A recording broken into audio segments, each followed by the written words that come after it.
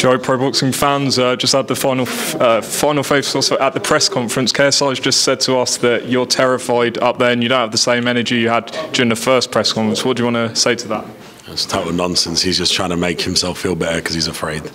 I'm having a great time. I was super excited with the press conference. I even took my sunglasses off. And, you know, he tried to shove me, hardly moved me, because he's weak and soft. And he's going to get battered on Saturday night. So during the face-off that Misfits did, you didn't like the question from the presenter who said, is KSI the toughest fight of your career? So where does he rank in the opponents you've faced? My last opponent was David Haye. How can you ask me that question with a straight face, even if you're an 11-year-old YouTuber? You got, I mean, come on, make some sense, guys. Of course he's not the toughest test I've ever faced. I've had tougher tests. It was harder to check in on a commercial airline than it was to actually fight KSI. Watch Sunday morning when all the press and he's unconscious. You're going to be like, fuck, how did we miss this? This is going to be, oh, you're going to see. It's going to be a very easy night's work for me. And then, you know, I don't know if you're familiar with the group. He's part of the Sidemen.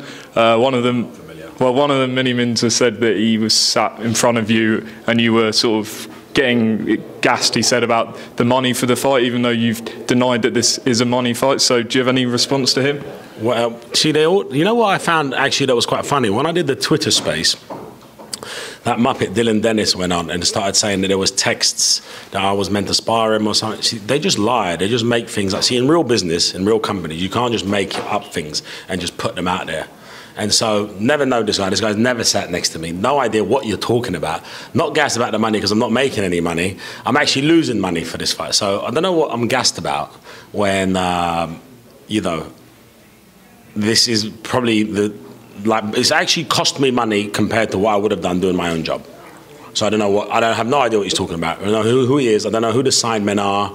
I don't know I didn't know anyone on that thing. I have no idea what you're talking about. I just know KSI because I'm fighting him.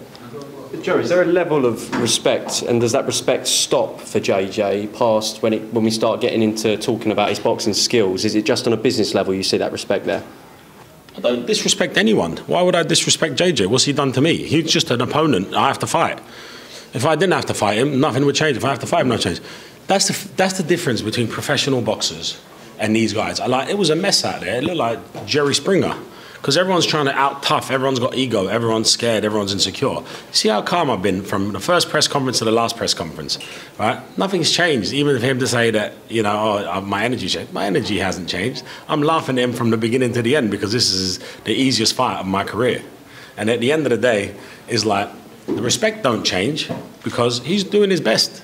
I respect that. He's trained his hardest. I respect that. He's trying to be a boxer. He's selling out arenas. I respect that. Why would I not respect him just because I'm going to beat him? I'm going to knock him out and then pick him up and say thank you. And when it comes to the other fighters, you said you haven't seen any of them before. Are you going to be watching some of them before you go out? I'd like to, yeah. I'd like to see some things. I saw the end of. I saw that Slim last time when he's not fighting today because I was at the fight one night in London. And I saw the end of Salt Pappy just before the knockout. They all seem like they're all nice guys. They're all building their careers. I respect what everyone's doing. I just don't understand the pre-fighting, throwing fish around and water. I got sprayed with Prime, you know, all down my suit, my custom-made suit. Pretty offended by that. I'm probably more offended by that than anything else. You can't mess with the billionaire suit. What was said between you and JJ as you got real close there? We couldn't quite make out anything that was said. I think he's just very delusional. He says how he starts reeling off combinations that he's watched on TV. When you've actually watched him fight, he's never thrown any other combination than an overhand right. And so I was just laughing at him. I'm like, well, and everyone forgets something, guys. I walk around at 210 pounds. My last fight was at heavyweight. I'm coming down to 180. You got to be scared of my power, not the other way around. I know you guys, you know, you watch like influencer boxing and you think that that's real.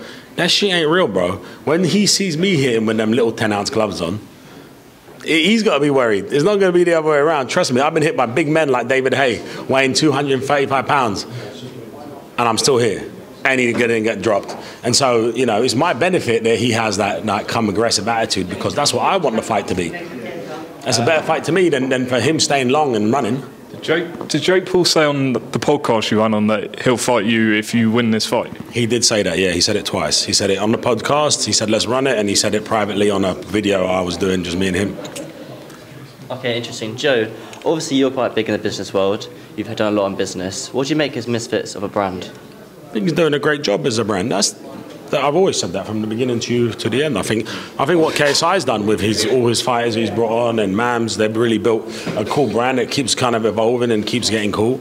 And I think, it's entertaining, isn't it? That's why you guys are here. So I think it's cool. I think Misfits, if I didn't believe or think the brand was cool, I just wouldn't fight on it. Period. Like Triller, I'm a shareholder of.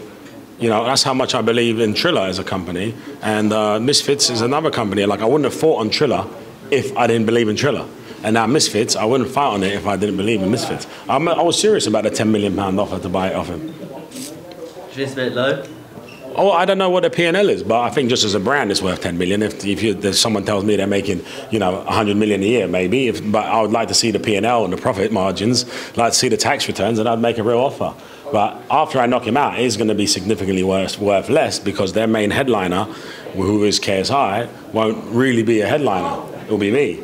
But I'm not tied into Misfits like forever. So when you got the biggest face in the game after that, then what's it worth?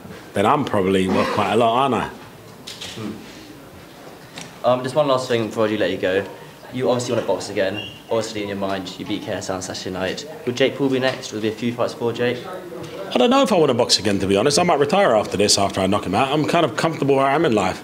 I haven't decided if I'm going to retire, win or lose, or if I'm going to do one more or two more. And I really I told you, I've not made any money this fight. So I don't know what that Sidemen was talking about relative to my life. And I've sacrificed a lot to really get in this shape, to really fight for real. And so, I've had to take my eye off the ball with my real companies, and I don't know if that is going to be the best for me moving forward. It's definitely iconic at Wembley versus KSI, the biggest YouTuber out of the UK. But is it something that I want to continue to put my body through and my mind through at 4 years old? I don't know. But we'll see Saturday night. Either I'm totally delusional and I've missed it and he's the new Mike Tyson, or they've really fucked up to go in the ring with me, and we're going to find out Saturday, and that's what I'm excited about. How much did you spar since you said you only sparred twice during the face-off? Did you spar a lot since? Yeah, I've done the full camp. Okay. I'm ready to go. There's no excuses Saturday. If he wins, he deserves it. If I win, which I will win, I deserve it. Cliche question, Joe. Predictions? First round knockout. First round. He's going to come out super excited. He's going to get caught. He's not getting back up. All right. He's going to be telegraphing his right hand from ET land. He said he'll be dancing all over you as well, apparently. That's what he said, yeah. See, those things are bad karma. I feel like that's going to hurt him, those words.